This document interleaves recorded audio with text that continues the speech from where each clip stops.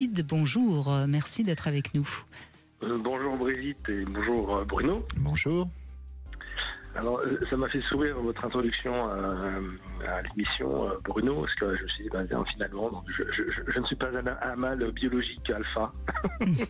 Puisque quand j'ai fait le bilan de ma vie, il s'est avéré qu'en fait mon entrée en relation avec mes partenaires, ça a assez peu été sous le plan sexuel immédiatement en fait.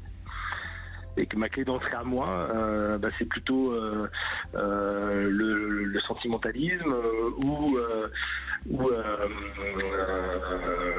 la tendresse ou l'intellectualisme, mais assez peu directement et frontalement le côté sexuel qui après vient assez rapidement, mais pas c'est pas la clé d'entrée immédiate en fait. Et à l'inverse.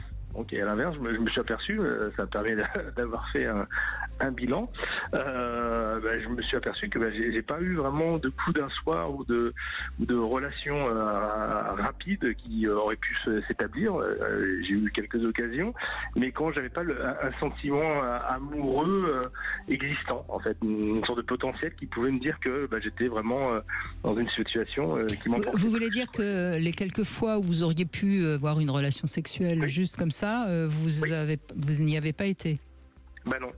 D'accord, écoutez, heureusement que c'est pas tous les hommes qui fonctionnent comme ça. Alors, moi, je vais préciser quand même, c'est vrai que ça pouvait paraître très caricatural, vous avez raison, mais je vais préciser la théorie. En fait, si on tourne génitalité, dans la génitalité, il y a montre-moi qu'en tant qu'homme, tu me fais à peu près dans tous les domaines confiance. Montre-moi que tu es fier de mes capacités à construire, nourrir, protéger. D'où notre grande action pour réussir professionnellement, financièrement, dans le bricolage, dans le sport, dans l'intellectualisme, etc. Montre-moi que sexuellement, tu as du plaisir avec moi et tu as envie de faire l'amour. C'est ça la génitalité. Ça n'est pas vite, il faut qu'on aille au lit pour tirer un coup. La génitalité, c'est comment je me sens homme. C'est la virilité en quelque sorte. La virilité, c'est comment je suis bien dans mon identité masculine. Vous dites moi, l'intellectualisme, etc. Mais ça, c'est montre-moi que je suis compétent. Vous êtes dans la malitude, tout à fait. C'est pas je dois commencer par un rapport sexuel et après je vais m'intéresser à la jeune fille. C'est comment moi je me sens homme dans ses yeux, dans la confiance qu'elle va m'accorder, dans la compétence qu'elle va faire mousser, et éventuellement sexuellement. Donc vous voyez ce que je veux dire? J'apporte quand même donc vous êtes en train de dire, Bruno Martin, que David a fait comme le pan, il a fait la roue devant les femmes. Il est fort intellectuellement, il est fort machin, et quand on se sent comme ça, on se sent exister en tant que mâle. C'est vrai, vous avez fait la roue comme ça, David, vous avez montré tous vos atouts pour séduire. Oui. Bon. Ah, voilà. Donc vous êtes dans le bon sens, ça va. D'accord, ok. Vous rassurez, tiens. Ça m'a fait douter. Oui, tout à fait. C'est trop caricatural. Raison de préciser.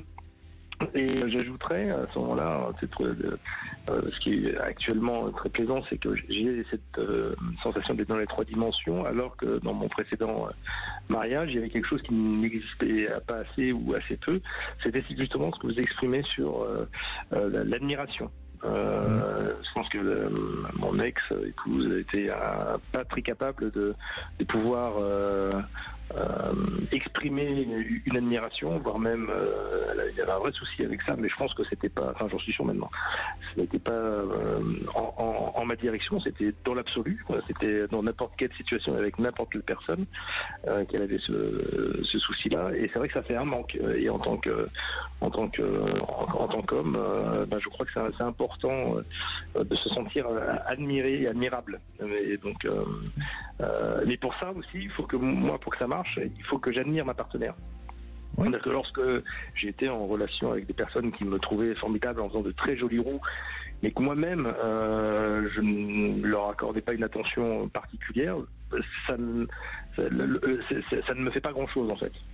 Mais je crois qu'on le dit pas assez, mais l'admiration, ça fait partie des éléments essentiels dans un couple. On parle souvent du respect, mais ça nourrit le narcissisme primaire. Il nous faut une bonne réserve de certitude là-dessus. D'ailleurs, les couples qui durent et qui se sentent bien se complimentent plus souvent, se disent merci plus souvent, se valorisent plus souvent. Alors certains me disent ben oui, mais comme c'est ma femme ou mon mari, c'est normal. Je leur dis non, quand c'est bien, c'est bien, et ça n'est pas normal. Sinon, vous allez vous parler uniquement pour vous dire ce qui ne va pas.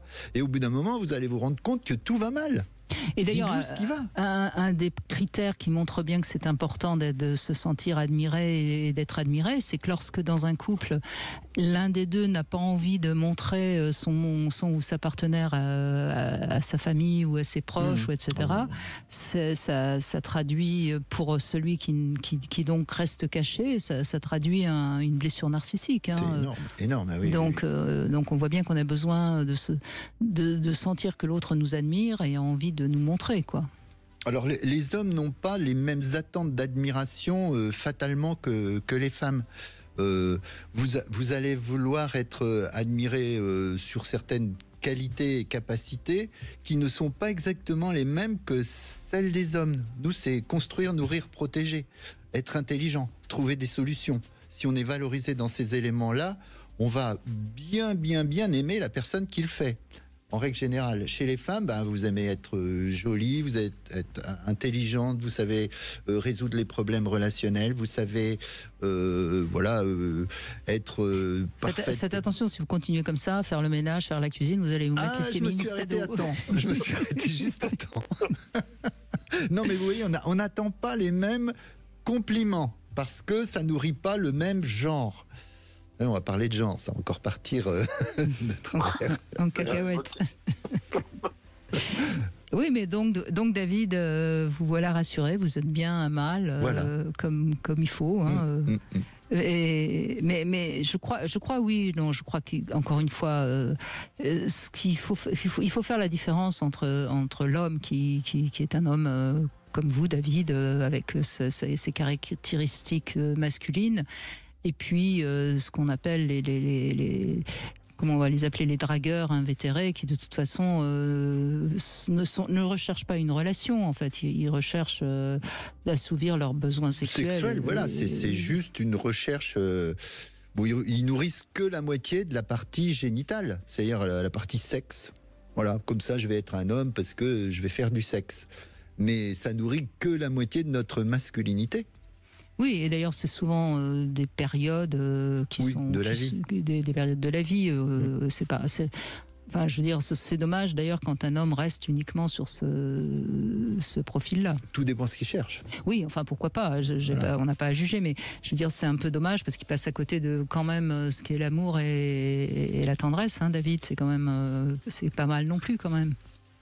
Oui, puis le temps n'est pas qu'un ennemi. Le temps, il apporte aussi beaucoup de choses, je trouve, à condition de bien le nourrir.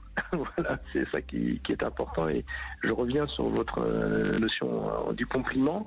C'est pas que c'est un passage obligé, mais de faire un compliment, c'est déjà aussi s'attarder sur quelque chose qui nous a touché. Le nommer, c'est lui donner une place particulière, et celui qui l'entend, ça fait plaisir. Mais je crois que c'est important, puisque dans la durée, et lorsqu'on est dans une relation qui dure plusieurs années, c'est vrai que spontanément, on va sortir ce qui ne va pas, alors qu'il y a encore toujours beaucoup de choses qui vont bien. Et donc après, c'est qu'est-ce qu'on nourrit le plus, et l'attention qu'on apporte aux choses qu'on veut nourrir, en fait. Mais ça veut pas dire que tout doit être beau et parfait et qu'il ne faut pas se dire des choses qui ne font pas plaisir. Mais si on s'autorise à dire des choses de temps en temps importantes et qui ne font pas forcément plaisir sur le moment, c'est que j'ai pris aussi du temps par ailleurs pour souligner tout ce qui me plaisait beaucoup et que je trouvais admirable. Mais sur ce qui fonctionne, effectivement, moi je l'entends très souvent. Oui, mais c'est normal, c'est mon mari. Mais c'est normal, c'est ma femme. Mais c'est pas normal. Alors, c'est juste, quand c'est bien, c'est pas normal. Parce que je vous dis, il ne reste plus que les choses qui ne vont pas à dire. Et c'est une catastrophe. Parce qu'on n'entend plus que ça. Si on n'a que du normal et que des catas, la vie est moche. C'est comme les femmes qui ont besoin de s'entendre dire je t'aime souvent et l'homme qui répond mais bon ça va, je lui ai dit, je l'ai épousé, ça va. Ils peuvent même sortir la date. Il y a quelque chose qui m'a toujours étonné, c'est je trouve ma femme très belle et je le dis régulièrement, mais à chaque fois j'ai l'impression que c'est pas une révélation pour elle, parce qu'elle le sait, mais presque une rassurance que je le pense vraiment. Oui. Et donc que je lui dise. Alors que pour moi, c'est vrai que c'est un fait. Et je l'avais déjà dit, mais oui, c'est vrai qu'elle régulièrement dire qu'elle se trouve jolie. Tant qu'elle réagit comme ça prouve qu'il faut continuer à lui dire. Voilà. Le jour où elle lui dira mais arrête, je sais, je suis la plus belle, là il faudra vous poser des questions, hein, mais on sera là pour y répondre, David. Merci en tout cas, merci de votre témoignage. On va laisser la place évidemment aux infos. Vous allez pouvoir vous aussi nous appeler si vous le désirez. On comprend que c'est pas si simple, c'est pas l'amour, la tendresse et le sexe, c'est beaucoup plus compliqué. Et je sais pas si on aura assez de la deuxième heure pour arriver à expliquer tout ça. En tout cas, vous avez une petite devinette qui vous attend. Quelle est la différence entre une femme et une fleur, Bruno Martin? La réponse, c'est tout de suite après les infos. Et avec Bruno Martin, nous parlons des relations de couple, sentimentalité, tendresse, génitalité. Quelles sont vos cartes de l'amour? Venez témoigner au 0826 300 300.